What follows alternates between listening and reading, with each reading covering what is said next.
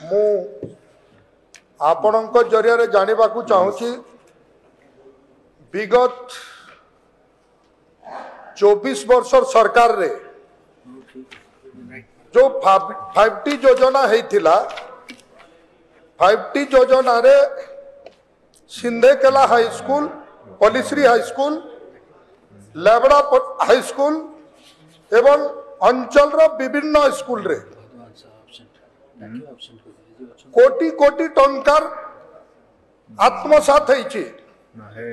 आज भी गोटे पुराना स्कूल मान को केवल रंग चित्र करी सजाई देकरी कोटी कोटी टंका आत्मसात कर खाई देचन। से स्कूल रे 800-900 रु ऊर्ध छात्र छात्री माने बसुचन। तांकर जीवन प्रति विपद केते बेले स्कूल भुसड़ी कर पड़वा कई कही पारु नहीं।